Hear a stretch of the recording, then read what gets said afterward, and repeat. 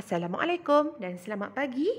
Mari masuk ke kelas sejarah tahun 5, 29 Julai 2021, Khamis bersama dengan Cikgu Syuhada.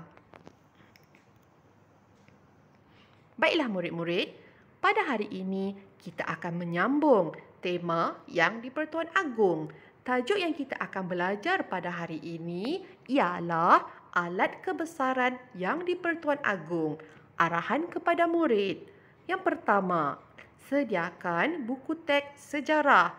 Murid-murid boleh merujuk muka surat 98 hingga 101. Yang kedua, sediakan buku tulis sejarah.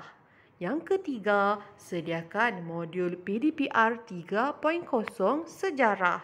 Yang keempat, isikan kehadiran Google Form. Kita mulakan tajuk hari ini dengan pakaian kebesaran diraja.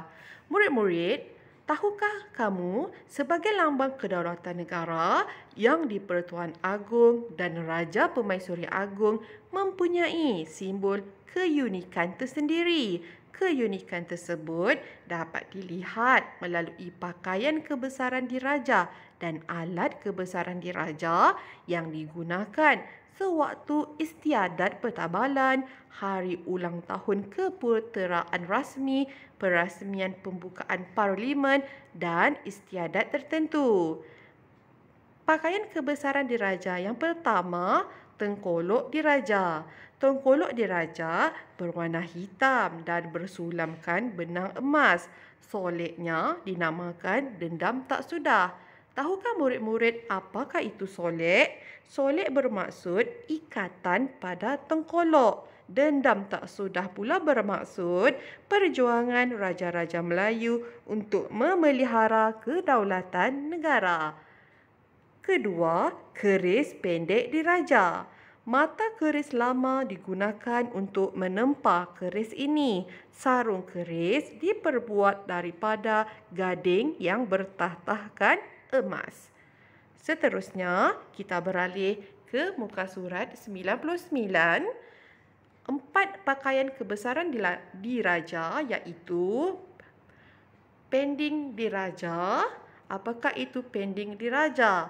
Pending diraja diperbuat daripada emas 10 mutu dan bertatahkan permata delima. Pending dijadikan hiasan pada tali pinggang atau bengkung. Seterusnya, yang keempat, muskat.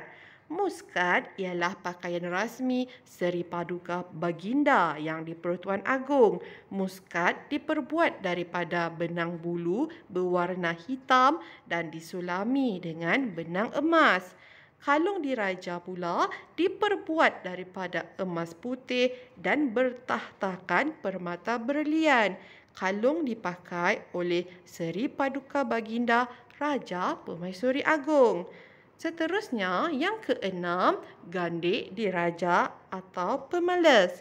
Seri Paduka Baginda Raja Permaisuri Agong memakai gandik diraja sewaktu istiadat pertabalan dan istiadat kebesaran diraja. Gandik diraja diperbuat daripada emas putih dan bertah-tahkan permata berlian. Seterusnya murid-murid, kita beralih kepada alat kebesaran diraja. Alat kebesaran diraja digunakan semasa istiadat-istiadat yang melibatkan Yang di-Pertuan Agong dan Raja Permaisuri Agong. Berikut merupakan alat kebesaran diraja. Pertama, keris panjang diraja.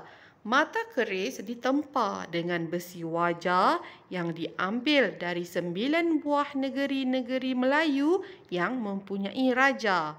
Hulu keris hingga ke sarungnya disaluti emas. Seterusnya, yang kedua, cogan alam. Cogan alam diperbuat daripada perak. Di sekeliling bulatan terdapat 11 buah negeri persekutuan tanah Melayu. Yang ketiga, cogan agama. Cogan agama diperbuat daripada perak dan berhulu besar. Ayat-ayat suci Al-Quran diterapkan pada batang dan hulunya. Yang keempat ialah cokma. Cokma diperbuat daripada perak dan mempunyai kubah di hulunya. Cokma merupakan alat perang pada zaman dahulu. Yang kelima, payung ubur-ubur kuning dan tombak berambu. Pada puncak payung ubur-ubur kuning diletakkan anak bulan dan bintang berwarna kuning raja.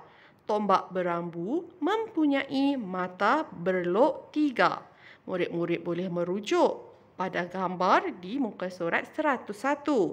Dan alat kebesaran diraja yang terakhir ialah pedang keris panjang dan sundang diraja. Ketiga-tiga alat ini merupakan senjata Melayu lama. Keris panjang dan sundang diraja disaluti dengan perak dan berukir pada hulu dan sarungnya. Murid-murid, setelah kita mengenali alat kebesaran diraja dan pakaian kebesaran diraja, dapatlah kita simpulkan bahawa kita harus berbangga dengan pakaian kebesaran diraja dan alat kebesaran diraja yang melambangkan keagungan institusi yang di-Pertuan Agong. Baiklah murid-murid, cikgu minta untuk murid-murid melengkapkan dan menyiapkan nota di dalam buku tulis mengenai kesemua pakaian diraja dan alat kebesaran diraja. Berikut merupakan latihan pada hari ini. Murid-murid perlu merujuk pada modul Minggu 23 Sejarah. Jika terdapat murid yang belum mengambil modul, sila salin latihan ini di dalam buku tulis.